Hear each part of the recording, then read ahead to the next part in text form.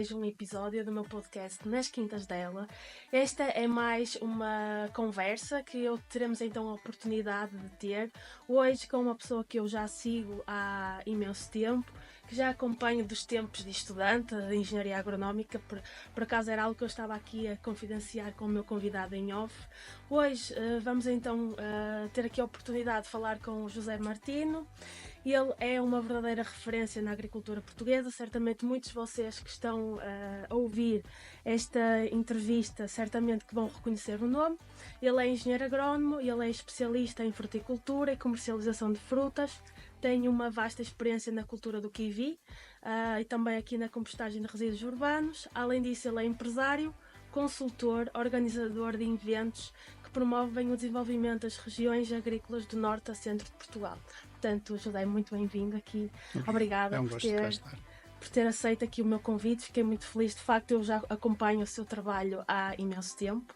Gostava de começar aqui esta conversa por pedir para se apresentar. Se pudesse, no fundo, apresentar-se, caracterizar-se, como é que, imaginando que quem nos está a ouvir não o conhece, como é que se apresentaria? Se quem não está a ouvir e não conhece, o melhor é colocar o nome na internet, que tem lá imensas referências. Eu sou um cidadão empenhado que o meu país seja desenvolvido e pratico tudo o que tem a ver com o Estado de Direito assumido e executado. Sou agrónomo, sou consultor, portanto além dessa vertente, também sou um cidadão e, portanto, também exerço a minha opinião no espaço público.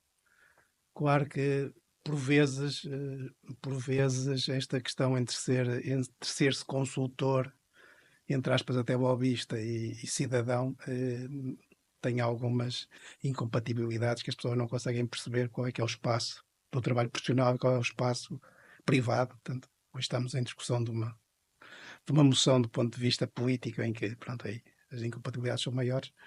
No meu caso, a minha caracterização é eu gostava que o meu país fosse desenvolvido e coeso, que os agricultores ganhassem dinheiro.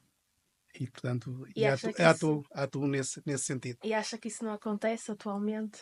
Não, isso não acontece atualmente. Aliás, se pegar nos números do país, nas contas da agricultura, elas dizem isso.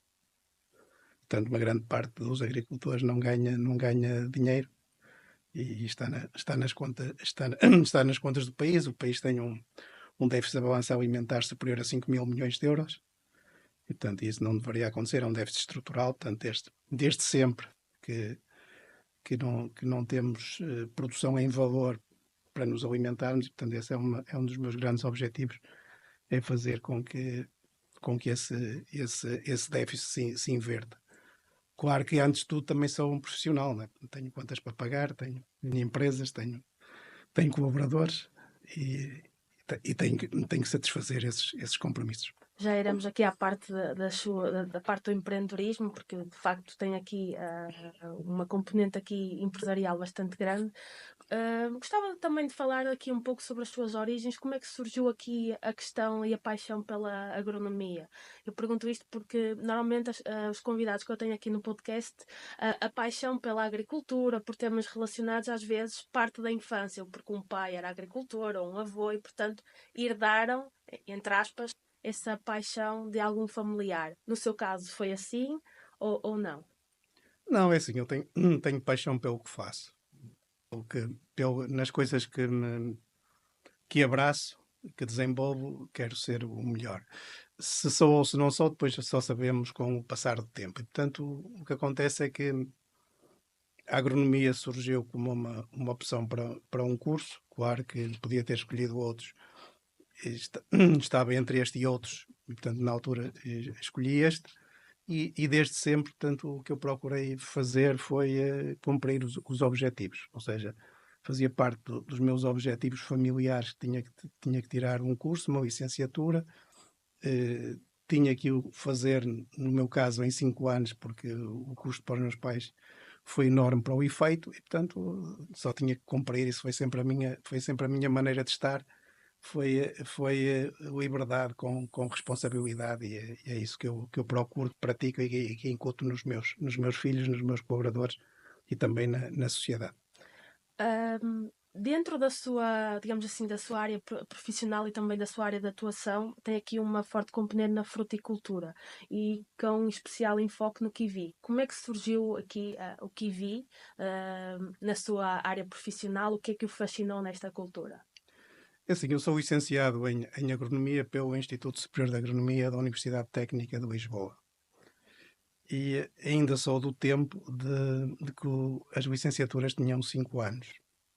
E além dos 5 anos, portanto, eu sou do último ano, creio eu, com o estágio obrigatório, embora sem nota, mas tinha que ser aceito. E, portanto, tinha que ter um estágio de 1 ano. Das hipóteses que na altura surgiram, portanto, surgiu a hipótese de fazer o estágio na Junta Nacional das Frutas, que já foi extinta com a entrada na Comunidade Económica Europeia. Um dos temas foi a questão do kiwi, da actinídea, portanto, que é a planta do kiwi, e que na altura estava na moda, estamos a falar em setembro de 1985. Portanto, estava na moda, existiam alguns produtores, era conhecida pela árvore das patacas, ou seja, qualquer pessoa que conseguisse produzir alguns frutos ganharia muito, muito, muito dinheiro. Portanto, como era uma novidade e uma inovação, e para mim, tudo que seja inovação, eu sou receptivo, gosto de coisas novas, não gosto de rotinas, e portanto foi um desafio. Surgiu essa oportunidade e portanto eu fui falar com toda a gente que produzia kiwis, com todos os técnicos, fiz algumas visitas em Espanha, portanto era no tempo que não temos os meios que hoje estão à disposição dos jovens, portanto muitas das coisas foram feitas à boleia, outras foram feitas de transportes públicos, portanto a demorar muito tempo, portanto eu andei 1 ano a fazer esse estágio. E depois tinha tanta coisa para escrever, depois foram precisos 4 meses e muita persistência e resiliência para terminar, e nessa altura já estava a trabalhar, portanto, para terminar a elaboração do relatório de estágio e para que ele fosse entregue, para que pudesse concluir o curso, né? Portanto, na altura acabei até por complicar as coisas no aspecto em que quis fazer um relatório tão extenso e tão bem feito, que ficou, na minha opinião, um manual bem feito sobre a cultura da actinídea portanto, demorou o seu tempo e custou a concluir-se, mas foi concluído com sucesso. Na sua carreira tem aqui, digamos assim, várias áreas de atuação em que já, no fundo, desempenhou funções, desde a consultadoria, desde a parte da comercialização. Se tivesse que, no fundo, fazer aqui uma retrospectiva de toda a sua trajetória profissional, qual é que foi, assim, o momento-chave que, no fundo, mudou todo o seu caminho e que pensou assim, bem, é isto que eu quero mesmo fazer? É assim, eu comecei a trabalhar no setor cooperativo. Trabalhei dois anos, de 1986 a 1988, e depois trabalhei 6 anos numa empresa de produtores ligada ao kiwi, que foi a Kiwisol.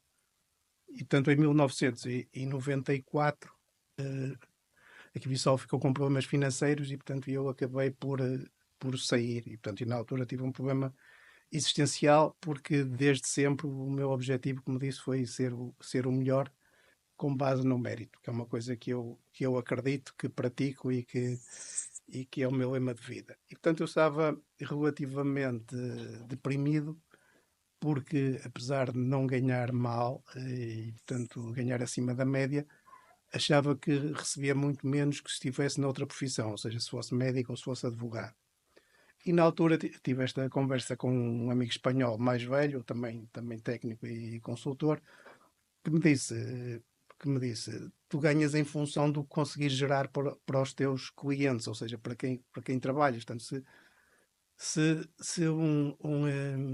um kiwicultor na altura ganha 200 contos, portanto 1000 euros, tens de ganhar uma percentagem sobre isso, ou se ganha 1000 contos, 5000 euros, tens de ganhar uma percentagem sobre isso. Portanto, tens que dedicar a atividades onde o dinheiro seja mais abundante. Portanto, e foi aí nessa altura que eu passei para a consultoria, portanto, passei a trabalhar por minha conta desde 1994.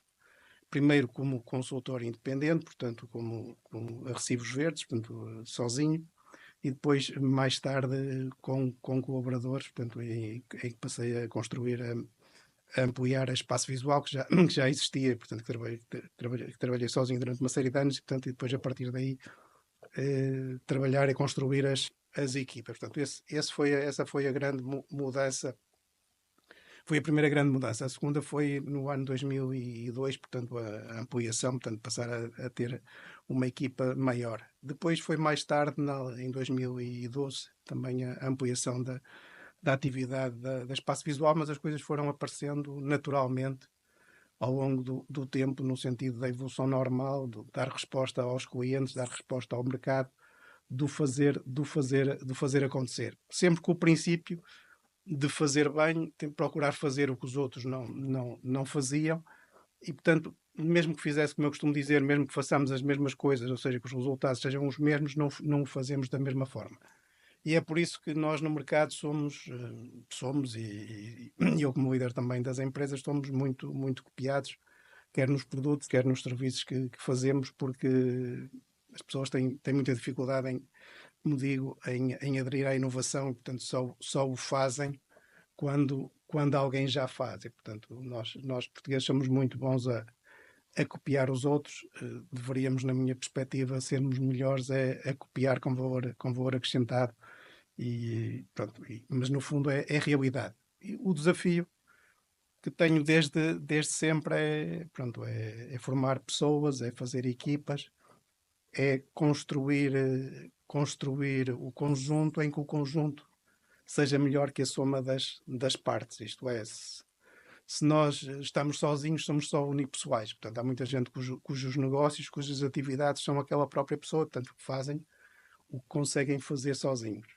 Quem tem capacidade para desenvolver negócios, para criar empresas, para fazer com que avancem, tem esta capacidade de juntar pessoas e fazer com que o todo valha mais que o somatório de cada uma das partes.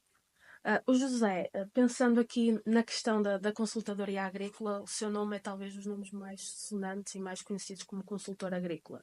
Se tivesse que enumerar assim, as características principais que um bom consultor agrícola deve ter, até para auxiliar um agricultor no seu dia a dia, com as suas culturas, que características é que enumeraria? A consultora, no fundo, tem que gerar valor acrescentado. Isto é o mercado a funcionar, não é?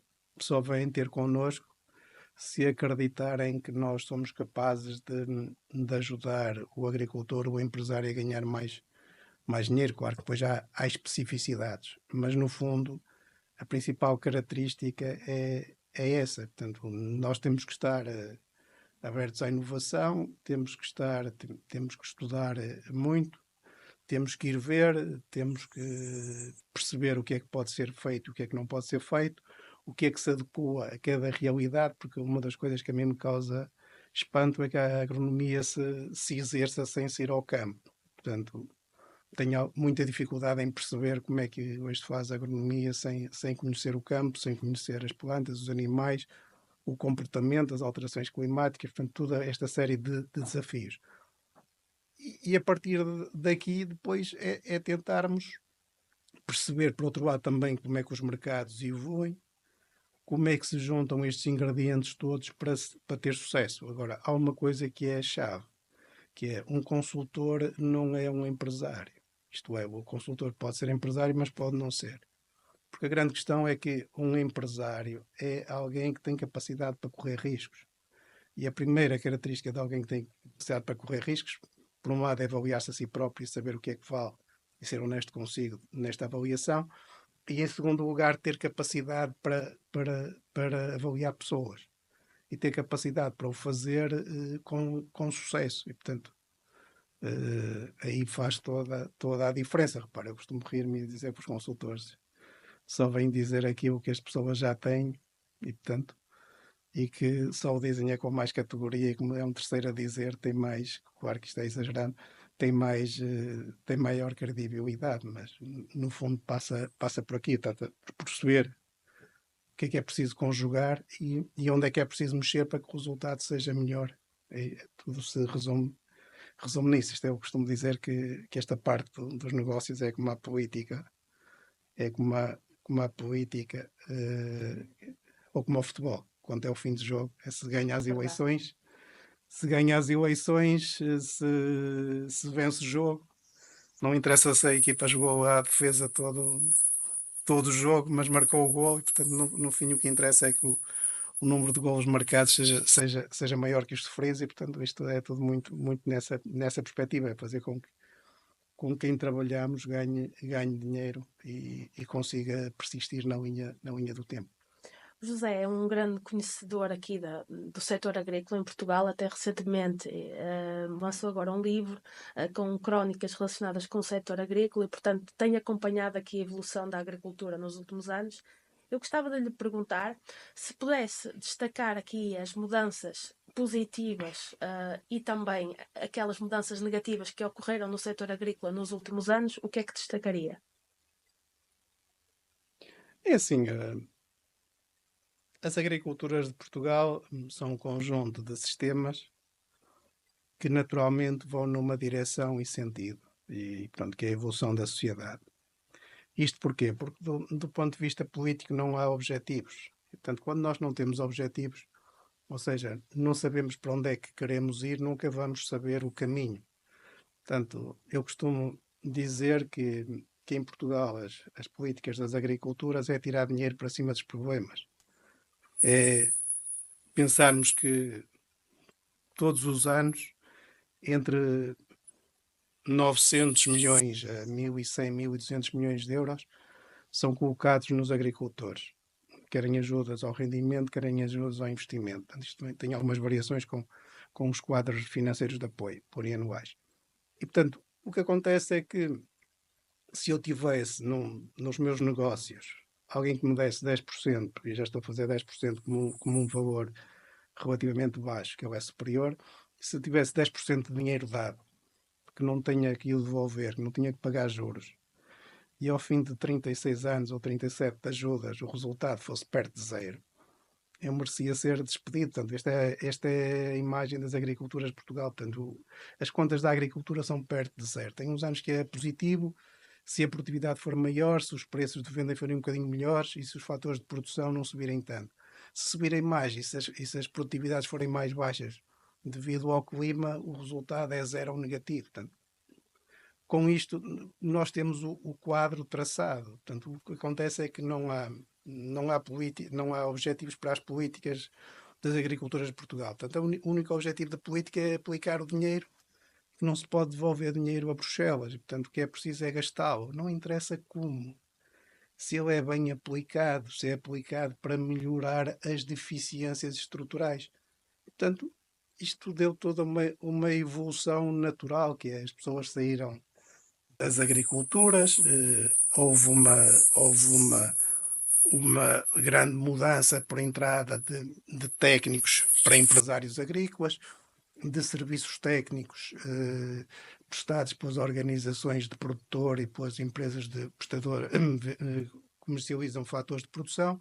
Portanto, há toda uma evolução. Se era possível fazer muito melhor, era. Não tenho qualquer dúvida que era possível fazer muitíssimo melhor. Tínhamos a obrigação de fazer melhor. Eu costumo dizer que Portugal é como uma família de gente rica que não sabe gerir o dinheiro, que não tem cabeça, ou seja, porque normalmente as pessoas ricas são pessoas que dão valor ao dinheiro e, portanto, sabem onde, não é por terem muito dinheiro que o gastam de qualquer maneira. Portanto, Aplicam-lo de forma correta. sabem aplicá-lo de maneira que o dinheiro possa ser reprodutível, por aí fora. Aqui não, aqui atira-se dinheiro para cima dos problemas. O que é que acontece? Nós somos um país que, que quando investimos, normalmente geramos importações e, portanto, na agricultura, quanto mais dinheiro se coloca com as devidas balizas, mais importações se promovem. Né? Portanto, é um bocadinho por aqui. É possível fazer diferente? É possível. Como é que se faz diferente? Na questão, a estrutura fundiária, ou seja, a dimensão da parcela e a dimensão da exploração não está em linha com a economia de escala da atividade. A economia de escala é a dimensão da atividade que gera custos mais baixos. Isto é, na economia de escala, para dar uma imagem, imaginando que os meus custos fixos em determinada atividade, para dar um exemplo, são de 1.000 euros. De 1.000 euros. Quer dizer, quanto maior for a minha produção ou a produtividade, quando faço o custo de produção por unidade de produto, ou seja, se eu dividir os 1000 euros por uma tonelada, tenho um valor, mas dividir por 10, tenho um valor de 10 vezes menor, e se dividir por 100 é ainda 10 vezes menor. Portanto, esta é que é a economia de escala. É o conjunto dos fatores de produção que geram o valor por unidade de produto, euros por quilos ou por litro, portanto, o mais baixo. Portanto, é preciso fazer subir esta economia de escala, é preciso mexer na estrutura fundiária no sentido de aumentar. E, portanto, isto não acontecendo, o que acontece é que estamos a subutilizar os fatores de produção, ou seja, gastamos muito dinheiro nos fatores de produção, na mecanização, nos fertilizantes, nos fitofármacos, por aí fora, nas sementes, e depois as produções são relativamente baixas. E, portanto, isto faz com que a ineficiência seja muito, muito grande. O outro aspecto também é preciso melhorar a capacitação dos players que estão nas agriculturas. Reparem, não é por falta de formação profissional, é por falta de eficiência e eficácia dessa formação profissional, que, na minha opinião, tem de ser ao contrário. Tem de se colocar do lado da procura e não do lado da oferta. Isto é, há muitos cursos que são pagos com dinheiro público. Quando se avaliam a capacidade dos formadores, o conhecimento que eles estão a transmitir, a eficácia desse conhecimento é muito fraco, porque estão a fazer porque há dinheiro público a alimentar. Se se colocasse o dinheiro na mão do agricultor, dissesse: eu tenho aqui 5.000 euros para formação, onde é que o pode gastar? Pode gastar onde quiser, desde que seja reconhecido para o efeito nas certificações de qualidade que existem no país. Automaticamente aí gerava oferta e procura, porque podia gastar onde quisesse, e não ao contrário, em que os pacotes das ajudas estão na mão de determinadas organizações que têm que gastar aquele dinheiro e que o gastam de qualquer maneira e fazem por fazer. Isto para dar duas propostas Há importantes para muitas, mudar isto. há muitos agricultores e muitas pessoas que consideram que a agricultura hoje em dia não é rentável. Concorda? Sim, é verdade. E o que é que. Isto do ponto de vista médio. Não quer dizer que não existam atividades e produtores, que eu conheço gente que ganha muito dinheiro, para a mesma atividade, gente que ganha muito dinheiro, gente que ganha algum dinheiro, gente que empata e gente que perde. E às vezes porta com porta. E o que é que diferencia na mesma atividade quem ganha muito dinheiro de quem ganha pouco? Qual é a diferença? A diferença é a qualidade do empresário, do agricultor, isto é, as pessoas que sabem, primeiro, que têm gestão, que sabem quanto é que as coisas custam. Ora, a primeira situação quando avalia alguém pela primeira vez é perguntar-lhe quanto é que custa cada unidade de produto que faz. E repara, começa logo por aí a seriação. Uma grande parte não faz ideia de quanto é que lhe custa produzir um quilo ou um litro do que seja. Isso é grave, porque Repare, nem é grave, nem é agudo, satirizando. É um bocadinho o que nós temos. O que acontece é, nós em Portugal temos uma tradição nesta atividade e não a podemos pôr de parte. Ou seja, do ponto de vista normal e corrente, não deveria ser assim. Mas a grande realidade é essa. Portanto, uma grande parte dos 290.000 produtores que existem em Portugal não tem gestão. Portanto, esse por um lado. Por outro lado, também é a questão das competências, ou seja, uma grande parte da nossa mão de obra tem o ensino básico. Depois não tem formação profissional, ou a formação profissional é sobretudo prática. E depois, além disso, além de não ter isso, depois há atividades onde esta parte que lhe falava da dimensão versus economia de escala também é de tal maneira, a diferença é muito grande, sei lá. Imagino que hoje, por exemplo, alguém que produza uvas no Douro. Qual é a dimensão da atividade? Alguém que produza uvas no Douro que possa ter rentabilidade. Se calhar nem com 25 hectares consegue ter rentabilidade. Porquê? Porque a produtividade é de tal maneira tão baixa ao preço que as uvas estão, que aquele negócio é. precisa ter muita área. Mesmo que tenha muita área, repara o preço que as uvas estão Estão a ser pagas. vendidas. Repara, por exemplo, temos feito num evento público, quanto é que fiz a pergunta, quanto é que custaria granjear em média 1 hectare de vinha no Douro? E disseram-me entre 3.800 a 4.200 euros. Agora, se tiver 3 toneladas por hectare, a 700 quilos por cada pipa, com pipas a 200 euros ou 400 euros, se calhar nem com... Repara, é que a dimensão da atividade é importante, ou seja, a escala é importante se o negócio tiver rentabilidade, ou seja, se for positivo o resultado líquido. Se ele for negativo, repare, quanto maior for a dimensão da atividade, mais perde. Portanto, há muita gente em Portugal que tem negócios com rentabilidade negativa, mas que os mantém porque aquilo é suportável, porque vai buscar dinheiro ao outro lado para lá colocar. Quando tem muita dimensão, porque é que os políticos em Portugal nunca promoveram a dimensão da atividade? Porque eles, durante muitos anos, fizeram isso e chegaram à conclusão, não consciente, de quem tinha muita dimensão tinha problemas e abria falência. E, portanto, eles nunca fizeram uma política de promover o aumento, a melhoria da estrutura fundiária, porque viram inconscientemente que aquilo trazia problemas e, portanto, há uma coisa que os políticos sabem muito bem, é quando há problemas no terreno ou não. E, portanto, e o que fazem também, problemas que causa ou não. Portanto, isto para dizer o quê? Que esta questão da rentabilidade tem muito a ver, por um lado com esta questão da gestão e por outro também tem muito a ver com a forma como está organizada a produção e a comercialização. Isto é, quando nós fazemos as contas do dinheiro que é gerado em cada um dos elos da fileira, portanto, a produção, a fileira é o conjunto da produção, da transformação, portanto, da agroindústria e da distribuição até chegar ao consumidor. Quando fazemos a análise da rentabilidade, a rentabilidade é maior na distribuição, e sobretudo na distribuição organizada. Portanto, o último elo da cadeia tem uma rentabilidade maior. E tem porquê? Porque 7 cadeias de distribuição controlam 70% da comida que chega ao consumidor português. E, portanto, esta capacidade que eles têm da dimensão dá-lhes um efeito de escala em que eles conseguem ficar com a margem maior.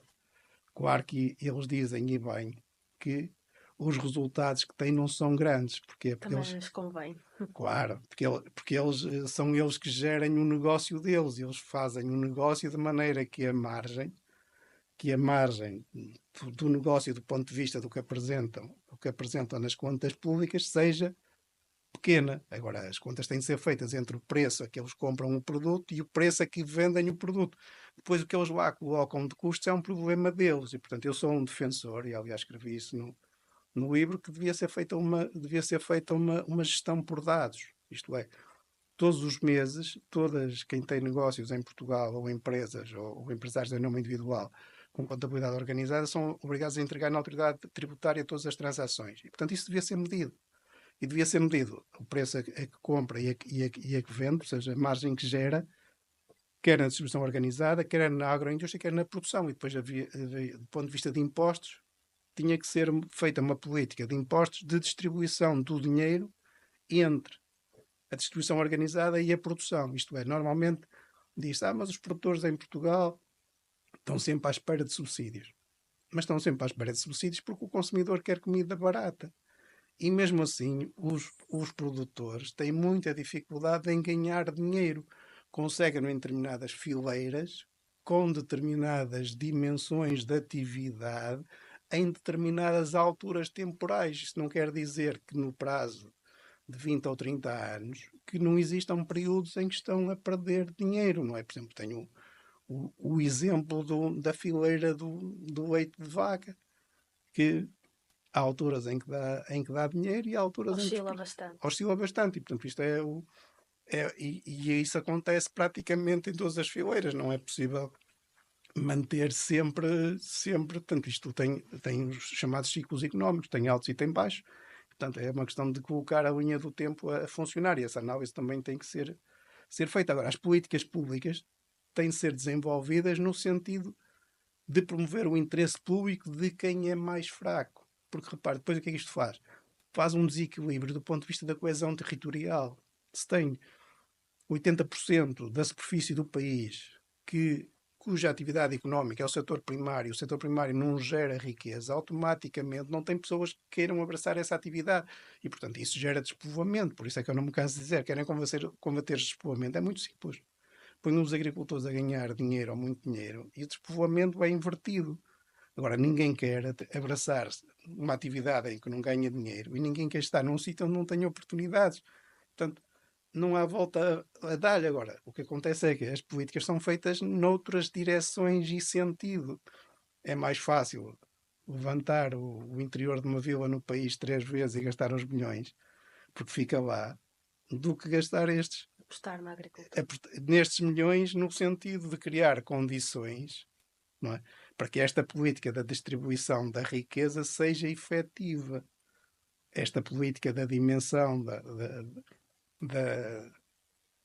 da exploração agrícola aumente.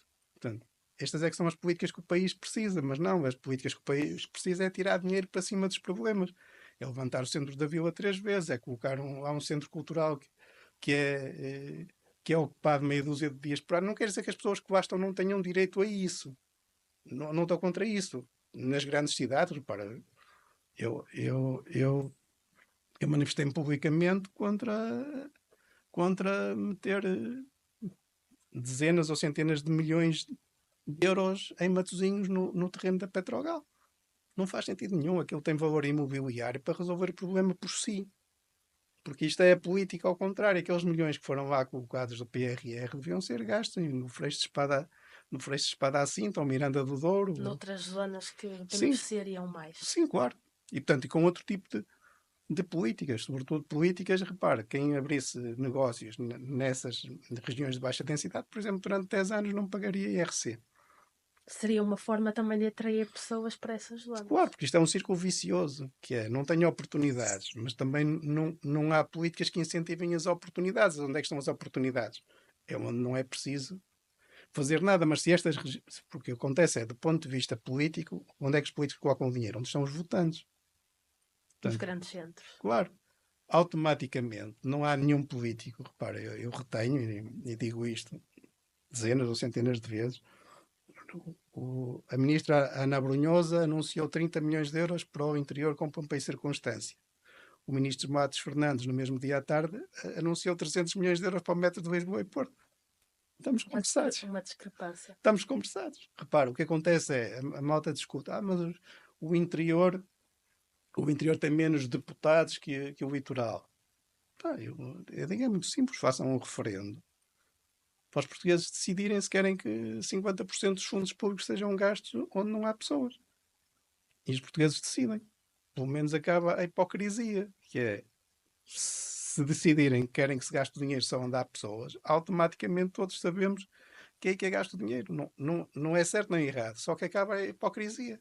Isto é uma hipocrisia, porque, no fundo, os territórios rurais têm menos oportunidades, mas também têm políticas públicas que não ajudam a criar as oportunidades. E não adianta nada dizermos é necessário, vamos fazer, porque depois não fazem, porque o que conta é que votos é que temos. Portanto, essas são as regras da política e têm de ser geridas com o que é a política. Portanto, não vale a pena enganar-nos, claro. Portanto, eu acabo por, do que tem a ver com técnica agrícola e agriculturas e campo, acabo por, depois, no fim do dia, acabar a falar de políticas porque ou as coisas se resolvem ou não se resolvem, porque não vale a pena estarmos a pregar no deserto com soluções que não funcionam. Hoje em dia, quando nós falamos em explorações agrícolas, falamos muito em sustentabilidade e em eficiência. Na sua opinião, as explorações agrícolas atuais, elas são cada vez mais sustentáveis ou eficientes, ou ainda falta aqui um longo caminho nesse percurso para conseguir atingir esses objetivos da sustentabilidade e da eficiência? É assim, nós somos um país de modas e, portanto, e as modas o que fazem é que geram jargões e, portanto, hoje a sustentabilidade é um jargão que faz gastar muita tinta, hoje não tanto, mas muito tempo até nos meios digitais. É assim, a sustentabilidade tem 3 componentes, que é a componente económica, ambiental e social. Se uma grande parte das agriculturas em Portugal, do ponto de vista económico, são insustentáveis, não adianta nada a nenhum dos outros dois. Isto é, do ponto de vista ambiental, há pessoas que acham que se não se fizer agricultura em Portugal, que ambientalmente é melhor. Eu discordo disso. E discordo porquê? Porque desde sempre se faz agricultura em Portugal e os ecossistemas naturais que nós temos em Portugal são muito dependentes da ação do homem. Isto é, fazem-se menos cereais em Portugal. Há um conjunto de pássaros que se alteraram porque viviam dessas sementes dos cereais, para dar um exemplo concreto. Portanto, o que acontece é, se nós abandonarmos o território, no sentido de ambientalmente, para muitas pessoas tornarem mais sustentável, acaba por ficar, na minha opinião, mais insustentável, porque todo este equilíbrio que estava dependente do homem desaparece. Aliás, No fundo está tudo relacionado. está à vista, por exemplo, que a questão dos fogos rurais. Os fogos rurais cada vez são mais graves. Porquê? Porque o abandono das pequenas parcelas agrícolas, como são terras férteis do ponto de vista da qualidade do seu solo, são terrenos onde a massa combustível cresce mais, onde a quantidade de biomassa para arder é maior. E, portanto, os fogos rurais são cada vez de uma intensidade maior porque tem mais massa combustível para consumir, portanto a temperatura é mais elevada e numa grande parte dos casos os meios de combate são ineficazes, não há maneira de se apagar aquele fogo, portanto é deixar arder, tirar as pessoas da frente. Portanto, isto para dar alguns exemplos alguns exemplos da insustentabilidade ambiental. Do ponto de vista social, é decorrente daquilo que já expliquei. Portanto, se as regiões são dependentes das produções agrícolas e agroalimentares, se elas não são rentáveis, automaticamente, socialmente, também não são interessantes. E daí, portanto, isto é uma pescadinha de rabo na boca. Portanto, é um círculo vicioso. Na minha perspectiva, é preciso começar a arrumar o problema pela sustentabilidade económica. Pelo que eu já expliquei atrás, pela transferência de valor do elo da cadeia a jusante, da distribuição organizada para a produção, das políticas públicas mais eficazes no sentido de melhorar a estrutura fundiária e a capacitação dos agentes. E automaticamente estamos a falar de melhorarmos a sustentabilidade económica, temos mais gente, portanto a sustentabilidade ambiental automaticamente vai melhorar, a sustentabilidade social vai melhorar e ambiental também.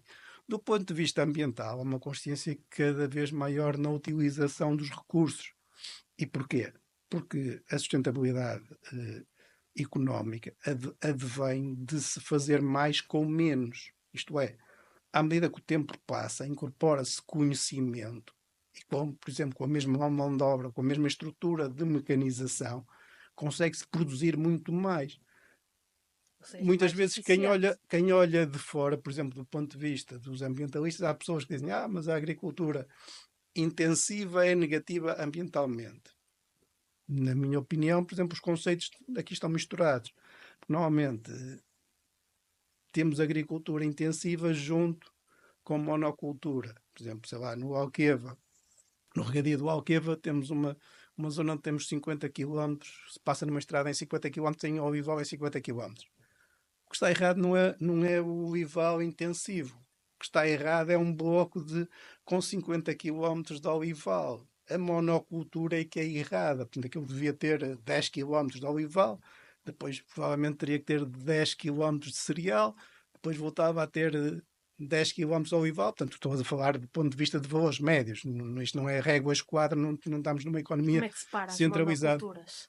Como é que se faz? É muito simples. É uma coisa que se chama ordenamento do território, com regras, na minha opinião, do século XXI, que é os planos diretores municipais, os planos regionais de ordenamento do território que queiram, mas que tracem figuras, colocados numa plataforma em que é atribuída a superfície máxima por parcela daquela atividade, que diz, imagine, gera 5.000 hectares de olival. Quando tiver gerado 5.000 hectares de olival, quem estiver a seguir tem que ter 5.000 hectares de não olival. Está a perceber? Portanto, a partir daí vai gerando o puzzle e vai, à medida que o vai fazendo, não é como agora, que nós temos instrumentos que são estáticos. repare, eu tenho ido a apresentações públicas desses instrumentos e a crítica que faço é que nós estamos a fazer instrumentos do século XIX ou do século XX, que fazem PDFs com a caracterização do que é que existe naquele momento. No dia a seguir está tudo desatualizado. Porque é que quando se intervém na paisagem automaticamente não aparece no portal? Os satélites passam todos os dias. Tiram a fotografia. Era algo simples. Na minha opinião, sim. Reparem, só que tem é que definir a matriz. Dizer, quando atingir este máximo, automaticamente impede à volta. E repare, o que diz respeito a monoculturas diz respeito à questão da biomassa linhosa na floresta. Repare, se não houver interrupção da biomassa florestal e agrícola, já sabemos que é só uma questão de ignição e condições climáticas que aquilo arde tudo e só para de arder. Aliás, na Califórnia, em janeiro passado, foi esse o exemplo, e estávamos com 20 graus, mas por onde o incêndio foi, queimou. Cá em Portugal, em setembro passado, em 4 dias, arderam 100 e tal mil hectares. Repara, eu sou de Gondomar, e onde o incêndio quis ir, nada o impediu. Em Gondomar, em Albergaria à Velha. Consequência do mau ordenamento do território. Claro. Agora, o que acontece é que nós não aprendemos nada. Instrumentos temos. Na minha opinião, os instrumentos são ineficazes. Porquê? Porque eles têm de definir qual é a mancha máxima e, a partir daí, impedir à volta quem fez primeiro. Ok, há um critério. Quem fez primeiro assume o direito. E depois quem está à volta não pode fazer. Isto é a mesma questão. Eu tenho um terreno rústico. E o PDM diz que neste terreno rústico eu posso fazer uma construção ou não. Repare, está na lei. Eu não, o que é que eu vou fazer? Vou dizer, mas o meu terreno, não sei o quê, não me adianta nada lamentar porque está na lei. É o que eu costumo dizer. Só não se faz e não se aprofunda e não se faz bem porque não se quer fazer bem, porque não faz parte dos nossos objetivos ser uma sociedade desenvolvida, com regras. E que as regras sejam claras e transparentes. A partir daí, ninguém tem que se queixar, porque é claro e é transparente. Não, estas regras que nós temos são regras que se podem subverter. Alguém pode, agora vem uma lei de solos, que por aí fora, que não sei o quê. Para mim, A polémica lei dos solos. Sim, as coisas são simples quando as queremos fazer bem e queremos trabalhar no sentido de as melhorar. Não sai perfeito uma coisa destas. Não é? Monta-se o esqueleto e a matriz. Pois, à medida que os problemas se levantam, vai-se ajustando, vai-se melhorando. Mas de uma forma transparente, ou seja, quando se ajusta, para toda a gente é claro quais são as regras. Mas não, nós temos um Estado. Quando eu ouço os nossos políticos dizerem que querem fazer desaparecer a burocracia, eu fico com urticária. Porque a burocracia é necessária, todos nós temos interesses diferentes para a mesma realidade. Há pessoas que a acham muito correta, há pessoas que a acham totalmente correta, há pessoas que é indiferente. Portanto, e a realidade é a mesma. Portanto, o que faz a burocracia? É criar regras para que possamos funcionar em sociedade. Onde é que a burocracia está errada? Em não ser transparente. Está na capacidade que os membros do Estado têm de poder interpretar a burocracia no sentido que lhes dá mais jeito a cada momento. O que é que isto faz? Faz com que nós, cidadãos, estejamos completamente na mão dos funcionários públicos.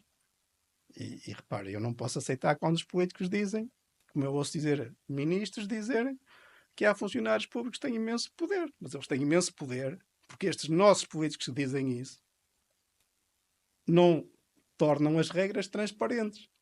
Porque se tornassem as regras transparentes, as leis, por exemplo, em lugar de ser o remendo da lei, não podia revogar a lei. Ou seja, sempre que revoga uma lei que a faz desaparecer, faz uma nova, não compõe. Se tiver que acrescentar 4 linhas, faz desaparecer a anterior e faz uma nova. Tornar tudo mais claro. Mais claro, e depois modos de procedimento e colocar isso em portais. À medida que melhora, coloca no portal. A partir de hoje a regra é esta, mas é igual para toda a gente, não é? A regra é esta, mas para quem é? Para quem tem melhor acesso ao poder, consegue saber qual é a regra que vai ser interpretada ao processo que vai entrar naquele dia ou no dia seguinte. E isto é que está errado, é a burocracia não ser transparente. Porque, caso contrário, não é possível gerir uma sociedade sem burocracia. Não? Sim, a burocracia ela faz parte dos processos, não é? Claro. É impossível nós... Claro. Isto não é uma anarquia. Claro. Agora, o José falou aqui muito das políticas agrícolas. Se tivesse a oportunidade de mudar uma única coisa nas políticas agrícolas atuais, o que é que mudaria? Eu negociaria com o Banco Europeu de Investimento uma linha de crédito bancário para a compra de prédios rústicos por quem já é proprietário há mais de 5 anos. Portanto, isso seria uma linha de crédito a 30 anos com 7 de carência, tipo crédito à habitação, ou seja, que seria pago com o rendimento do agregado familiar. Por exemplo, para mim causa-me uma confusão enorme. Se eu quiser comprar um apartamento que custa 200 mil euros e se quiser comprar uma quinta que custa 200 mil euros, se for ao banco, o banco, com o meu IRS familiar, empresta-me dinheiro para comprar o apartamento, mas se for com o mesmo valor para comprar uma quinta, não me empresta. E o princípio é o mesmo. Eu vou, na pior das hipóteses, vou pagar aquilo com o IRS familiar, ou seja, com o rendimento da família, e portanto não posso ter uma taxa de esforço superior a 40%, mas o banco não me empresta se for para comprar uma quinta, que é uma coisa produtiva, não é? Certo? Cria riqueza. O apartamento não cria riqueza nenhuma. Só que esta é uma guerra antiga que eu tenho, que não, por mais que me expliquem, eu não consigo perceber como é que uma coisa que produz riqueza não é financiada, enquanto que uma que não produz é financiada. Certo, realmente nunca tinha pensado nessa forma, mas tem toda a razão, não faz muito sentido, não, de facto não. Agora gostava de falarmos aqui um pouco sobre a temática da fruticultura, visto que no fundo também tem aqui muita experiência na área. A fruticultura hoje em dia é um setor muito competitivo. Quais é que acha que são os maiores desafios que atualmente os fruticultores enfrentam? Assim, o maior desafio que os fruticultores enfrentam é que lhes pedem a quadratura do círculo. Isto é, uma produtividade muito grande. Ou seja, quanto maior for a produção que consiga obter por unidade de área, portanto, isso é a produtividade, e não aumentando o seu custo, portanto, consegue ter, quanto maior é a sua produtividade, maior é o número para diluir o seu custo fixo, ou seja, baixa-lhe o custo por unidade de produto, portanto, relativamente ao custo fixo, portanto, baixa-lhe o custo de produção, porque os custos variáveis são diretamente proporcionais à produtividade, ou seja, se produz mais, gasta mais, mas por unidade de produto gasta o mesmo. Portanto, aí não varia, portanto, aí é constante. Por unidade, as contas por unidade de produto. Portanto, onde lhe sai mais barato é melhorar a produtividade. Portanto, o que é que nos pedem? Pedem a quadratura do círculo, o que é? Uma produtividade muito grande, mas à medida que sobe a produtividade desta qualidade. E, portanto, isto é como conduzir um Fórmula 1. Não dá para ter o melhor dos dois mundos. Não, o que acontece é, na Fórmula 1 há uns anos, os carros passaram a voar. Portanto, qual é que é? Aumentou-se de tal maneira a velocidade que a partir de determinado limiar o carro perdia a aderência ao solo.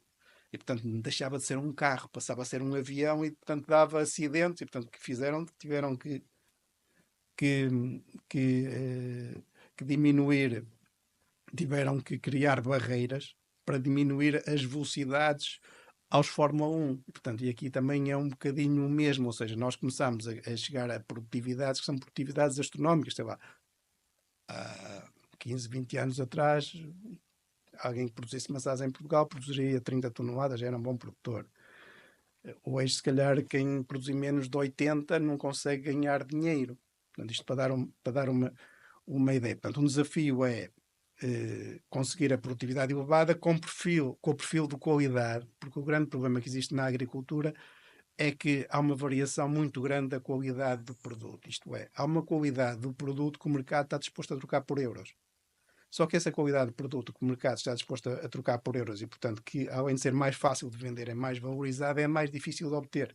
Portanto, quando sobe na produtividade, normalmente esse perfil de produto não é obtido. Ou seja, casar as duas coisas exige conhecimento, exige rigor, exige disciplina, exige controle dos fatores de produção e, portanto, esse é o maior desafio que a fruticultura tem hoje.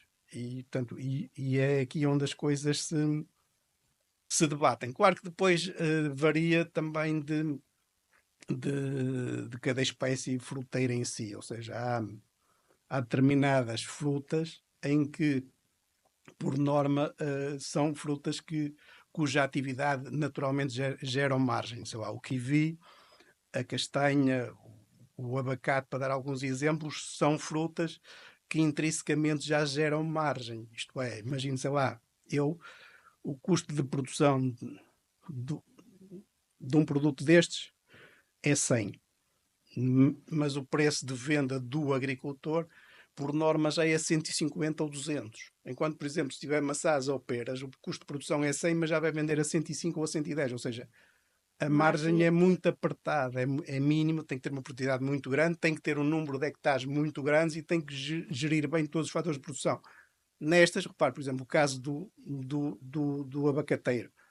Não é? Os ecologistas dizem que o abacateiro consome muita água, repara, Miguel Sousa Tavares diz que o abacateiro que faz desaparecer a água no solo. Pronto, é um mito. Mas o que acontece? Por mais que esta corrente de opinião esteja nos meios de comunicação social, exerçam a sua pressão no terreno, se for ver as estatísticas, elas aumentam, as plantações aumentam uma taxa muito elevada. E aumentam porquê? Porque a margem gerada é muito elevada. Ou seja, os produtores podem não ter bem a consciência, mas sabem o que dá dinheiro do que não dá dinheiro. Nem precisam de muita comunicação. E, portanto, sabem que, por exemplo, por cada 100 euros que vendem, que na pior das hipóteses, mesmo a produzir muito mal, ganham 40. E, portanto, um lucro grande.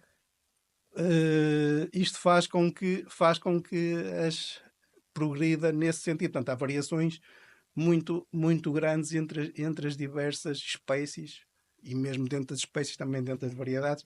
Portanto, há variedades que criam a diferença, não é? Por exemplo, o caso das maçãs, não é? Hoje já estamos nos tipos dentro das variedades. Já há vários tipos de Golden, já há vários tipos de Starkings, de galas, portanto, tudo isso já faz a diferença. Porquê? Porque há material genético e, portanto, a evolução genética no passado e no presente faz sentir e vai-se fazer sentir cada vez mais, portanto, isso vai fazer toda No a fundo, essas diferença. variedades elas surgiram também para responder aos desafios atuais, não é? Sim, claro, mas isso, portanto, é isso. Essas variedades são a incorporação de conhecimento, ou seja, o que faz a evolução é a incorporação de conhecimento no sentido de se fazermos um produto que o mercado aceita e valoriza e ao mesmo tempo que gera resultado, não é? É um bocadinho nesse sentido. Portanto, e as coisas evoluem, estão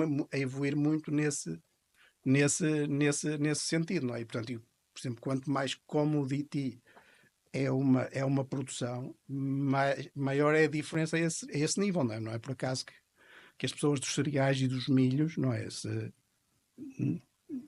Fazem uma pressão enorme os europeus para poderem ter milhos geneticamente modificados. Porquê? Porque aí baixa-lhes os custos de produção, porque, por exemplo, já podem utilizar determinados herbicidas que já atuam, as plantas já resistem, portanto já os podem utilizar, portanto vai-lhes baixar muito o custo de produção e subir-lhes a produtividade. Portanto, isso faz toda a diferença, porque estamos a falar de produtos que são muito baratos e que estão a uma escala muito grande, e qualquer diferença de poucos cêntimos faz a diferença de resultado entre perder e ganhar dinheiro, ou entre ganhar pouco e ganhar muito dinheiro. O José tem aqui muita experiência aqui na cultura do kiwi, que é uma cultura que tem crescido bastante nos últimos tempos. Quais é que são as principais dificuldades que um produtor de kiwi acaba por enfrentar atualmente, produzindo essa cultura? Assim, a fileira do kiwi tem uma grande vantagem, é que é uma fileira organizada. Portanto, é uma fileira que historicamente, em 1992, teve uma crise, ou seja, o preço cresceu num ano. E cresceu porque na altura não havia experiência de mercado, a cultura e o produto era muito novo e, portanto, mediante uma subida de produção abrupta em determinado ano, o mercado reagiu de uma maneira anómala. E essa parte dessa crise levou a que os produtores sempre tivessem muita cautela, ou seja, olhassem para o mercado de uma maneira consciente. Por outro lado, o Kiwi também tem um ponto que não é muito fácil avaliar como é que se consome. Não sei se tem ideia de como é que se sabe que um Kiwi está maduro. Portanto, tem que apertar tipo um ovo e tem que nas amolecer. extremidades, não é? Não, pode ser a meio, mas tem que, portanto, no fundo, ao apertá-lo, como estivesse com o ovo na mão, portanto, a pele cede e volta à posição. Se não voltar à posição, já está maduro demais. Se estiver duro, ainda está imaturo. Portanto, o kiwi não é um fruto fácil de avaliar. Por exemplo, uma banana. Olha para a banana e pela cor sabe se ela está madura ou não Visualmente, está sim. madura. Por outro lado, o que acontece é o kiwi em Portugal é colhido em outubro, novembro e é comercializado até julho do ano seguinte. Portanto, isto obriga a ter estruturas de conservação frigorífica em condições que estes frutos colhidos de uma forma imatura, portanto, na chamada maturação industrial, vão para frio e possam durar aos 6 a 8 meses nas câmaras frigoríficas, de maneira a poder ser vendido quando o consumidor o quer consumir, ou seja, durante esses 8 meses. Portanto, isto o que é que faz? Faz com que o produtor tenha de estar ligado a uma organização de comercialização.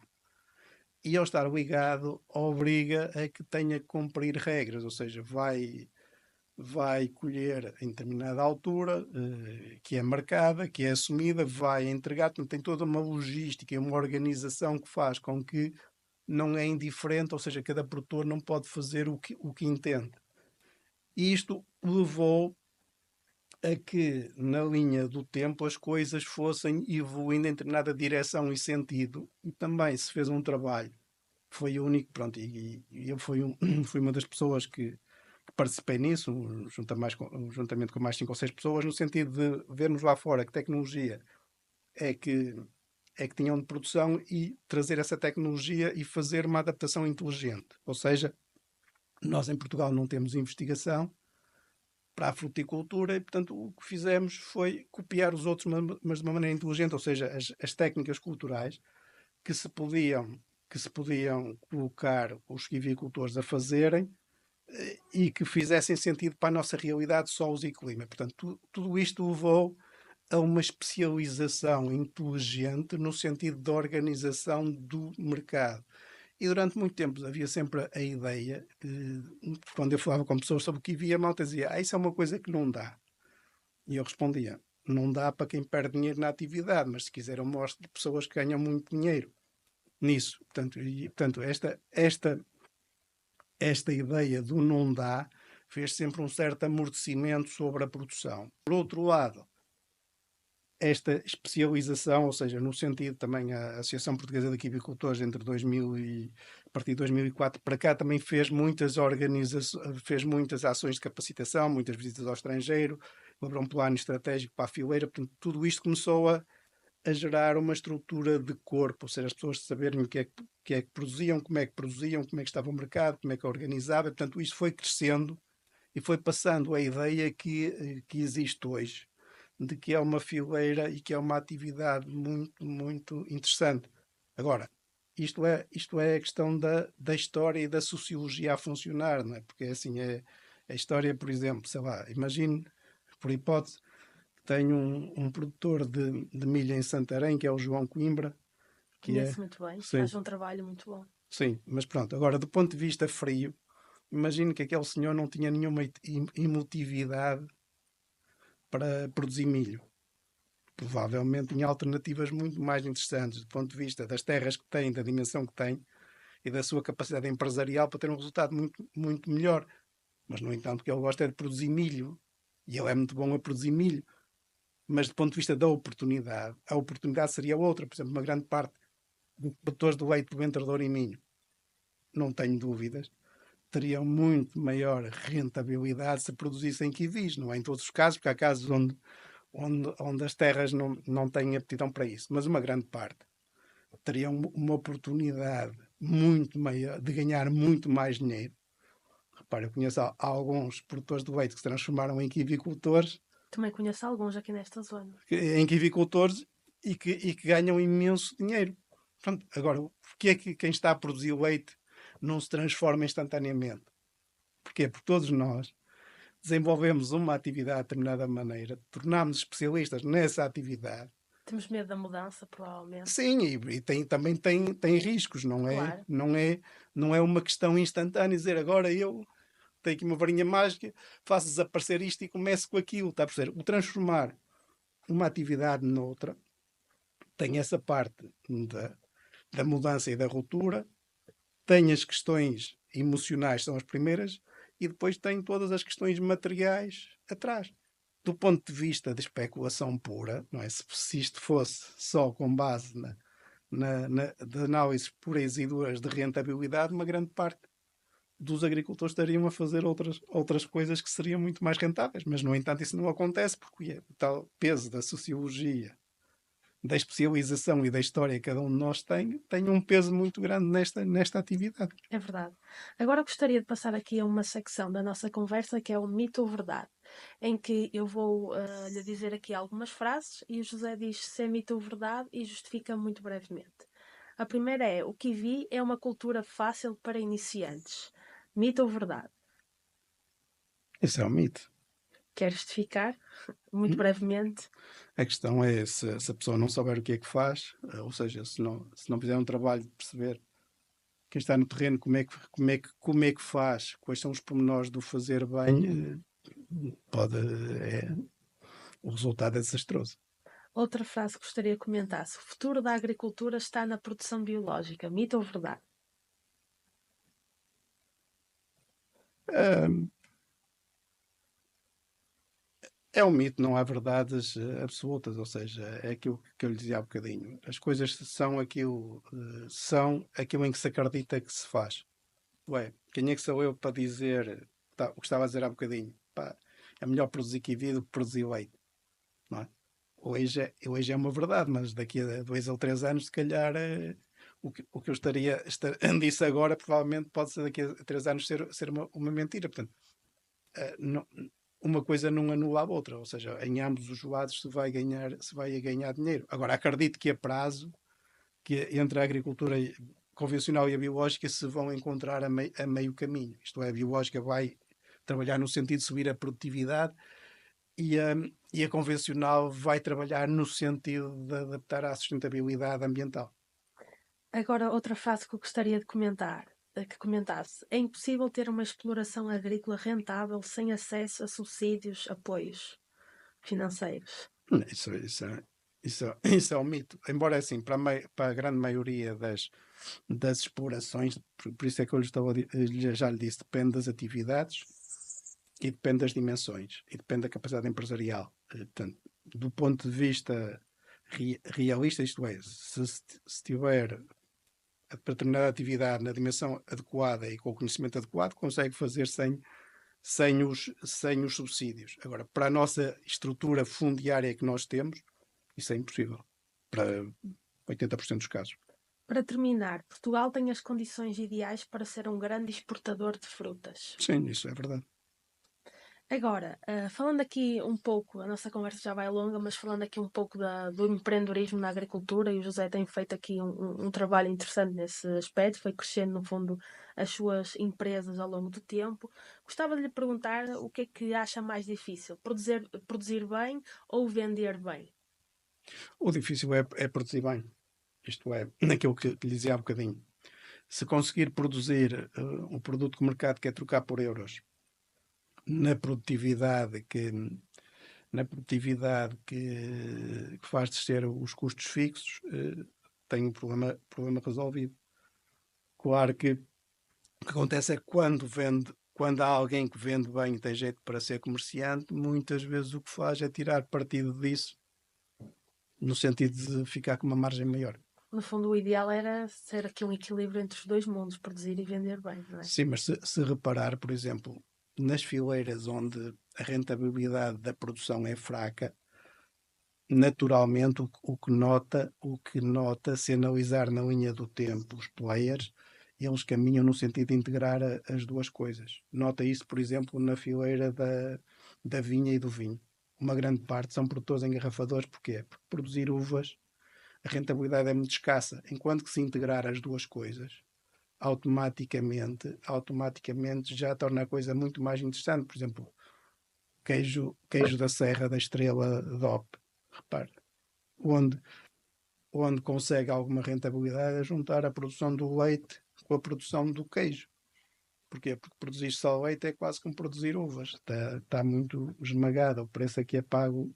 O leite é pouco interessante porque a No economia de fundo é um escala. produto transformado, não é? E acabamos por ter uma rentabilidade superior. Por acaso eu Não, conheço algumas explorações que têm complementado a produção de leite com a produção sim, de peixe. mas isso tem a ver com uma questão técnica à montante, que é quantas ovelhas que rebanho é que precisa de ter e depois qual a dimensão da exploração para produzir as forragens, ou seja, os alimentos da exploração para aquele rebanho. E depois o que acontece é, provavelmente precisa de uma exploração acima dos 25 hectares e a exploração média é inferior a 10.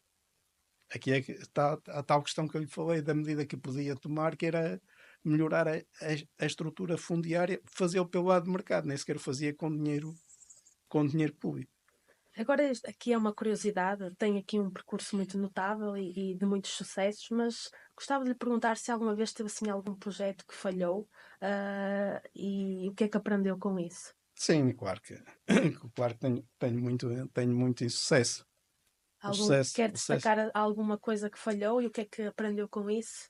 É assim, repare, no início da minha carreira eu tive uma sociedade de produção agrícola familiar. E éramos três sócios e aquilo não tinha dimensão para um, quanto mais para três. Portanto, o que é que eu aprendi com aquilo? É a tal questão da escala. Isto é, repare, se nós temos que suportar um salário naquele caso e nós temos três pessoas que têm que ter rendimento para dividir, tem que ter uma dimensão de atividade que consiga gerar montantes para isto. Se a dimensão da exploração fica muito aquém, já sabe o que é que vai dar, não é? Fracasso. Agora, para terminar, eu tenho aqui uma rúbrica que é o preferia. Ou seja, eu vou-lhe dar duas opções e o José diz qual é que preferia. Então, preferia kiwis ou pequenos frutos? É assim, depende dos pequenos frutos. Porque os pequenos frutos são muito dispares. Se me perguntar se preferia kiwis ou mirtilos, preferia mirtilos. E porquê? Porque eu acho que os mirtilos hoje são como os kiwis em 1985, quando eu comecei a trabalhar. Isto é, os mirtilos, na minha opinião, têm um potencial muito grande, só que do ponto de vista técnico ainda tem muito pouco conhecimento incorporado. Sei lá, hoje falámos em 14 toneladas por hectare. Eu há 12, 13 anos vim nos Estados Unidos produzir 30. Portanto, repare, quando eu comecei a trabalhar nos kiwis produzia-se 3 a 5 toneladas por hectare e vendia-se a 2,5 euros, portanto a 500 escudos. Hoje produz 30, 35, 40, depende dos sítios onde se esteja e quem, e vende-se a 1 euro. O que é que ganha mais? É 2,5 euros ou 1 euro? Esta é sempre uma pergunta que eu às vezes faço às pessoas, que é, o que é que prefere? Um preço muito mais elevado? Isso é sinónimo de ganhar mais? Não. Repara, é o rendimento bruto. É o preço Certo? versus a Não é produtividade. tão linear assim. A produtividade dos estudos que nós fazemos é mais determinante. Ou seja, o mirtilo, quando chegar às 30 toneladas por hectare, vai ser extremamente interessante. Ok. Preferia solo arenoso ou solo argiloso? Só arenoso. Porque o que acontece é assim, quer num caso como no outro, tem que juntar matéria orgânica. Só que o problema no solo arenoso depende da profundidade do solo. Isto é, se tiver um solo, se tiver argila até meio metro ou até 1 metro, tem que intervir até essa profundidade. Enquanto se for num solo arenoso, depende do que esteja a trabalhar, mas juntando matéria orgânica, É mais automaticamente fácil de ser trabalhado também um de solo. ser trabalhada e depois também as questões dos problemas de drenagem, não é? Portanto, no solo Certo. argiloso tem que intervir, portanto, Tem mais na minha tendência ao perspectiva, encharcamento. claro, na minha perspectiva é melhor o solo arenoso. Ok. Preferia exportar ou vender no mercado nacional? Depende, é assim, do ponto de vista abstrato, é melhor exportar. Porquê? Porque posso escolher o mercado e ao escolher o mercado vai escolher mercados de valor acrescentado. Isto é, por exemplo, o caso do kiwi. O kiwi em Portugal tem sucesso porque fê-lo à custa do mercado espanhol. Porque o mercado espanhol, quando se começou a vender lá, pagava mais 50 escudos, portanto, 25 cêntimos que o mercado português. Porquê? Porque o nosso kiwi é muito igual ao espanhol e os espanhóis valorizam muito o produto interno. Portanto, aí pode escolher os mercados para onde vai. Portanto, e aí pode gerar valor acrescentado tendo trabalho a produzir, tendo o mesmo risco e pode ter um rendimento muito maior. Preferia projetar novas explorações agrícolas ou ajudar a recuperar antigas? É sempre melhor projetar novas. Ok. Não tem as tais limitações das barreiras psicológicas. Quem lá está, ou dos fatores de produção que já lá estão. Por último, preferia um bom solo ou um bom clima? Só pode Uh, escolher um. preferia um bom clima, Ok. porque o sol consigo fazer. Eu acompanho o trabalho da Espaço Visual já há algum tempo, desde o tempo que eu andava a estudar, e de facto o vosso trabalho tem, no fundo, vindo aqui em ascensão. Ah, qual é que se tivesse que caracterizar os seus negócios atualmente, quais é que acha que são assim as principais melhorias que foram desenvolvidas nos últimos tempos? O que é que mais o orgulha nesta trajetória das suas empresas que gostaria de destacar? Assim, o que nós fazemos e o que mantém sucesso nos negócios são as adaptações ao mercado, a inovação e essas adaptações às novas necessidades do mercado.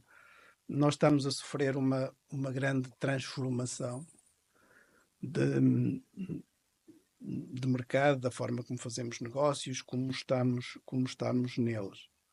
Só que nós não a sentimos porque isto é como nós, estando dentro de um comboio que está em movimento muito acelerado, mas como estamos dentro dele, temos alguma dificuldade em perceber a velocidade a que ele vai. Portanto, o que é que acontece hoje a questão da digitalização faz toda a diferença. Nós, com os mesmos meios humanos, materiais, uma grande parte, nos últimos anos, por exemplo, a nossa produtividade subiu 30%, e subiu 30% à custa da digitalização. Portanto, só que são coisas que nós temos alguma dificuldade em perceber na nossa sociedade. Porquê? Porque é preciso as pessoas certas, as lideranças certas, as equipas certas, os prestadores de serviço, e portanto, nestas como em muitas outras coisas, não podemos ter medo de errar. Isto o sucesso é feito com muito fracasso, com muita tentativa e erro, e portanto é por aí que as coisas têm. De que eu me orgulho é sobretudo de fazer crescer pessoas. Isto é, as pessoas que trabalham connosco crescem do ponto de vista técnico e crescem também como pessoas. Isso é o que faz a diferença nas organizações. Porque é aquilo que dizia no início: se nós fazemos uma coisa unipessoal, a nossa capacidade de evolução pessoal é que faz evoluir o negócio. Só que vamos ter como barreira o que é que nós conseguimos fazer sozinhos. Quando fazemos equipas, temos que ter a capacidade de fazer crescer. Isto é, por um lado, capacidade de escolher pessoas, A gestão de equipas de também. conseguir, sim, mas primeiro é escolher as pessoas, de acertarmos nelas, de acertarmos na maneira de fazer equipas, de traçar objetivos e depois de fazermos com que as regras sejam éticas, e sejam éticas, além de, pronto, claras, de objetivas, por aí fora. Isto não é fácil porque lidar com pessoas é lidar com personalidades, Diferentes. com maneiras de estar na vida, e portanto é o misto entre a nossa capacidade de liderança, de, de gestão, de fazer regras equilibradas e depois também de sorte. Se tivesse a oportunidade de dar um único conselho a quem quer, no fundo, ter sucesso na agricultura, o que é que diria? Isso é melhor lerem o meu blog, José Martins. Logo se pode estar lá, mas está lá escrito e muito exposto sobre isso. Tem mais do passado, mas ainda continua a ter muita gente que lá ter audiência. No fundo, temos de aprender com os erros dos outros. Isto é, temos que ter a capacidade de fazer muitas visitas, de analisar o que os outros fazem, de sermos capazes de construir o nosso plano de negócio. Não quer dizer que nós, consultores, não ajudemos, mas nós não podemos fazer mais que a nossa função, que é nós ajudamos, aportamos, mas depois cada um tem de ser capaz de avaliar o que é dito, ser capaz de gerir o conhecimento, a informação, portanto, as coisas nunca têm que ser sempre naturais. Por melhor que seja o consultor, ele nunca se vai substituir ao empresário, sob pena se isso acontecer do consultor ficar com o negócio do empresário. Então, normalmente não acontece. Portanto, o que acontece é o empresário ter problemas e não conseguir fazer com que os seus negócios tenham rentabilidade. O José lançou há bem pouco tempo um livro. Quer falar um pouco sobre esse projeto? De que é que fala o livro? Eu pessoalmente já o comprei e estou quase a terminar e acho muito interessante. É um conjunto de crónicas, mas gostava que o José falasse um pouco sobre ele. Sim, um livro chama-se Agricultura Sem Papas na Língua. É, contém 89 crónicas publicadas semanalmente no jornal Vida Económica, no semanário. São desde janeiro de 2022 a dezembro de 2023.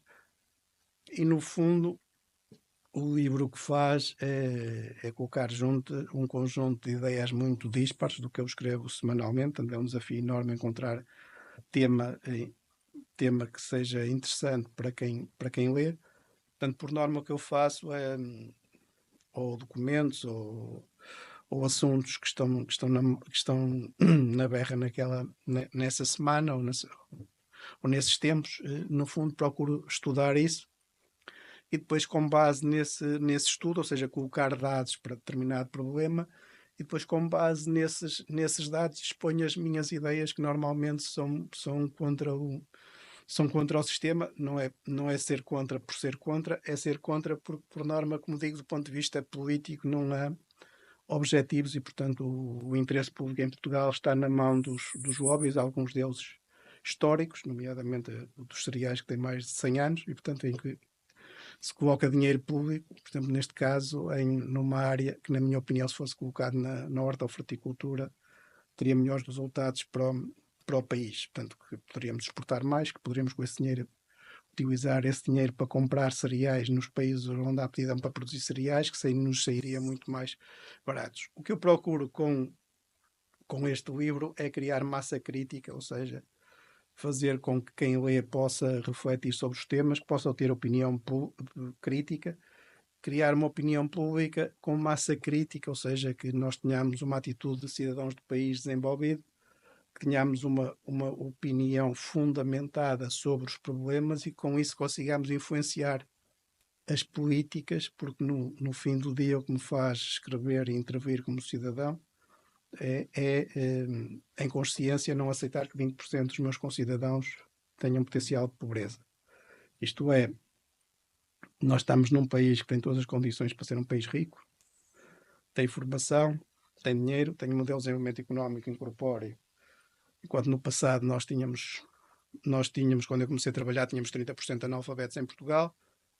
Estamos num sistema de desenvolvimento que está muito ligado a matérias-primas, portanto, matérias-primas da natureza, que o país é pobre. Portanto, hoje temos um modelo de desenvolvimento que é feito com base na informática, no incorpóreo, em que nós podemos, portanto, hoje temos pessoas, praticamente já não temos analfabetos, temos uma taxa elevada de pessoas com cursos superiores e temos dinheiro da União Europeia que nos permite, portanto, fazer os investimentos necessários. Portanto, eu gostava que o meu país fosse desenvolvido e só tenho uma maneira de o fazer, que é tendo atitudes de cidadão de país desenvolvido, existendo a minha opinião no espaço público, tentando, com a minha atitude, que isto mude para melhor e, portanto, eu só posso mudar a mim próprio, portanto, cada um só muda na proporção em que o entender. Agora, há uma coisa que para mim é clara e que eu quero demonstrar com este livro, Agricultura Sem Papas na Língua, é que é possível fazer melhor e que está ao nosso alcance, ao alcance de cada um, contribuir para isso. Zé, para quem ficou interessado nesta conversa e quer, no fundo, entrar em contacto consigo, onde é que o pode encontrar? Como é que pode entrar em contacto consigo? Como é que pode entrar em contacto comigo? Pode entrar através do meu blog, pode telefonar para Espaço Visual, pode ver-me por aí, que estão aí, participo em imensos É verdade, eventos. Sim, pronto, procuro também, no fundo, também colocar o meu conhecimento ao serviço da sociedade. Da sociedade também o faço. Acho que E todos ficamos a ganhar com isso. Sim, claro. Obrigada, José. Muito obrigada por ter aceito aqui o meu convite em estar aqui à conversa comigo. Gostei muito de conversar consigo. Tivemos a oportunidade então de debater aqui uma série de temas e tenho a certeza que quem está a assistir ficou muito satisfeito de aprender também consigo, que é uma pessoa que tem muito conhecimento nesta área, e mais uma vez obrigada. Eu é que agradeço. Nem sempre é fácil a minha comunicação, porque para mim isto é tudo simples e claro, e portanto agradeço a oportunidade. Obrigada. Quanto a mim, despeço-me então de mais um episódio, e este é o podcast Nas Quintas dela, um podcast que sai todas as quintas-feiras, onde eu tenho à conversa comigo personalidades do setor agrícola interessantes, que de alguma forma partilham conhecimento e que têm traçado o seu caminho no setor agrícola com bastante empenho e dedicação, e o José é um dos exemplos, mas também muitos outros convidados que têm a oportunidade então de conversar neste espaço, e certamente muitos outros que se juntarão a mim aqui também neste podcast. Portanto, o meu nome é Rosa Moreira, sou a criadora e gestora de conteúdos da Cientista Agrícola, e é um gosto poder também estar aqui a dinamizar este projeto. Vemo-nos num próximo episódio. Até lá!